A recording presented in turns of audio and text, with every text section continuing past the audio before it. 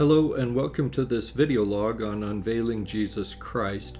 I'm John Cassanet and I'll be your tour guide as we leave today from the Hera Hotel in Bergamos, Turkey, en route to the ancient ruins of Thyatira. The Hotel Hera was a boutique hotel in Bergamos that was a little out of the way, so much so that our driver wouldn't come down the cobblestone street to pick us up, so we had to hoof it out for a couple hundred yards. After hitting the road, we had to share the road with some of the locals. Here you see an old farmer with his tractor coming through our route of travel. We also had to cross an ancient bridge that looks like it has seen better days, with vehicles that don't weigh as much as modern day cars, trucks, and tractors. Looking at this bridge, you can see the metal and iron structure that's been put in place beneath the bridge in more modern times. If you're getting a little nervous for us, I'll tell you in advance that we do survive, so take heart. Here we're seeing crossing the Salinas River.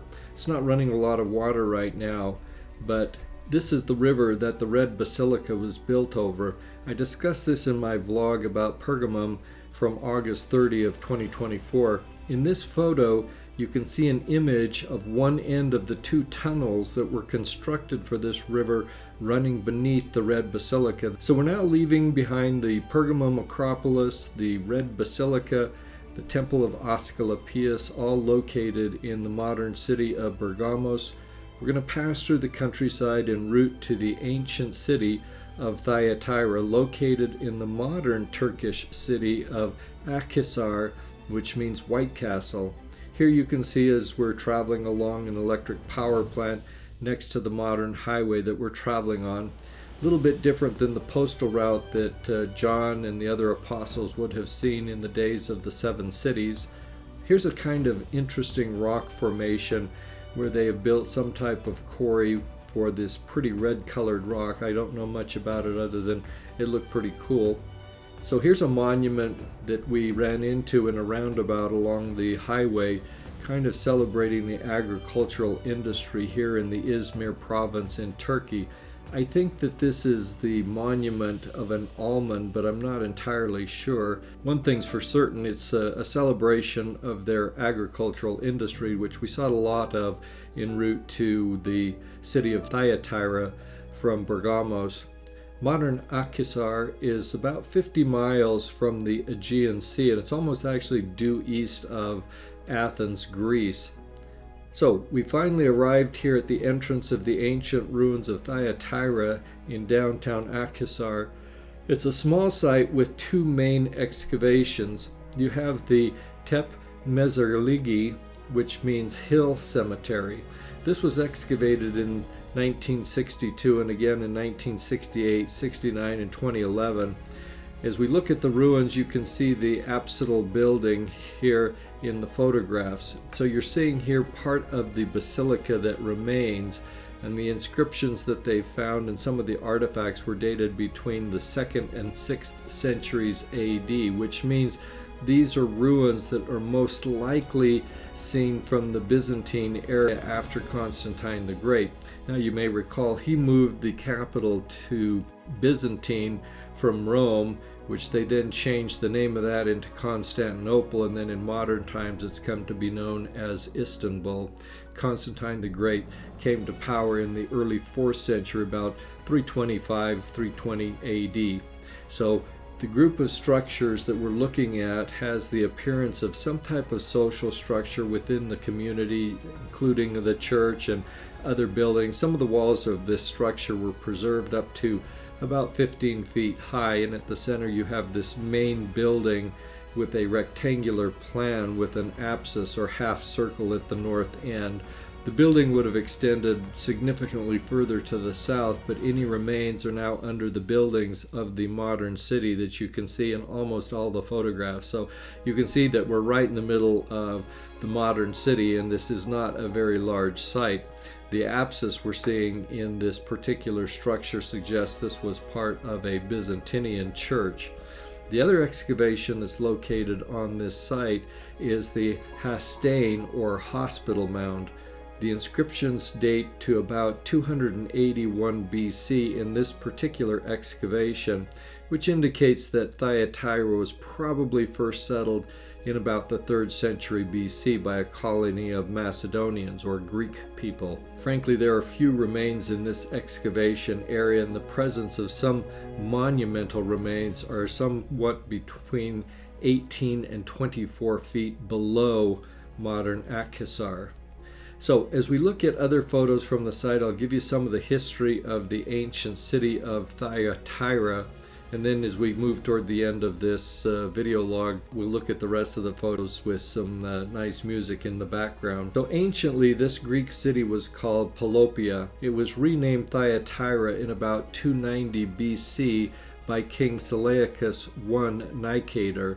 He was at war with Lysimachus, who was one of Alexander the Great's generals, when he learned that his daughter was born, and so he called the city Thyatira, which is the Greek word meaning daughter. Others suggest that the Thyatira means a fortress or town in the Lydian language, and if that's true, then it would suggest that the city of Thyatira dates back to the Lydian kingdom, which existed between 1200 and 546 BC. The city fell under the kingdom of Pergamum in 190 BC, and the city was actually allowed to mint its own coins, some of which have been found, the earliest going back to the 2nd century BC. It fell under Roman control and rule after King Attalus III died. He left the kingdom in his will to the Roman Empire. However, the will was challenged by Aristonicus, who claimed to be the son of Eumenes II. Eumenes II was the uncle of Attalus III, who had no heirs, and that's why he left the kingdom to the Roman Empire. So his nephew basically began a rebellion that affected the area around Thyatira fairly significantly, because Aristonicus prevailed for some time in his claim for the throne of his uncle Attalus III. Ultimately, he lost the kingdom and it went over to the Romans and continued under their control for many, many years. There were also earthquakes in this area that caused significant damage to the city in 25 and 24 BC. Again, in 17 AD, there was a very large earthquake that affected much of Asia Minor. And finally, in 178 and 179 AD, there was another earthquake that devastated the city, and much of it was rebuilt with the help from the Roman emperors. So the ruins that you see today, even in this small area here in Thyatira, are the result of rebuilding by the Romans, including the Roman columns that we'll see on the roadway in some of these photographs. During the 1st century AD of the Roman era, the city was famous for its dyeing facilities and was the center of the purple cloth trade. Ancient inscriptions relating to the guild of dyers in the city reflect this. More guilds were known to exist in Thyatira than any other contemporary city. So we see inscriptions that mention things like the guilds of wool and linen workers, the guilds of outer garments, the dyers, the leather workers, tanners, potters, bakers, slave dealers, and bronzesmiths. It was also home for several renowned lawyers and physicians, as well as gladiators. In fact, there was actually a gladiator school located in Thyatira, but the location of the school has not been identified. Now, Thyatira was also home to the Christian church in significant part. It's that 4th of 7 cities mentioned in the book of Revelation. John's writings also discuss Jezebel, who was a prophetess in Thyatira who taught sexual immorality and the eating of food sacrificed to idols. And this was one of the reasons why this city was condemned, was because they allowed her to engage in these false teachings. It's the same type of apostasy that existed by Jezebel, who was the wife of Ahab in the Old Testament in the book of Kings. And so for more on these Jezebels, check out my podcast, which was Come Follow Me number 6 from November 5 of 2023. We also know, as it relates to the Christian presence in the city, that Paul and Silas might have visited Thyatira on their second or third missionary journey, as recorded in Acts chapter 16, verses 13 through 16. Beginning in about the 7th or 8th centuries AD, the Turks and the Muslims began their attacks on Thyatira, and probably eventually they conquered the city in about the 11th century, although the city changed hands between the Turks and Byzantines at various times until finally you had Turkish control, which continued into the modern era. This was also a Christian community until about 1922, when the Orthodox Christian population was deported as part of the 1923 population exchange agreement between Turkey and Greece.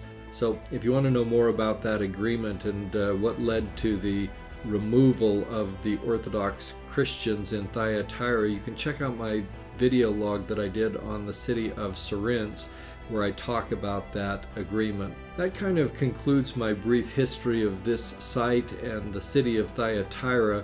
You can check out my podcasts that cover the individual verses in Revelation chapter 2, verses 18 through 29.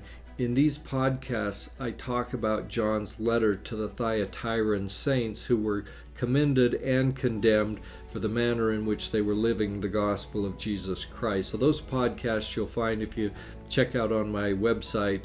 You'll see them on March 9th, 10th, 16th, and 17th of 2024. With that in mind, I hope you enjoy the remaining photos of the city of Thyatira. So sit back and enjoy them, including a Thyatiran turtle that you're going to see and some snails that Jan took a particular interest in. I like looking at rocks and ruins, and she likes looking at some of the fauna, floral, and the critters that she comes across. So enjoy, and after this tour, we'll take our leave to the ancient city of Sardis, which is the fourth of 7 cities of Asia Minor.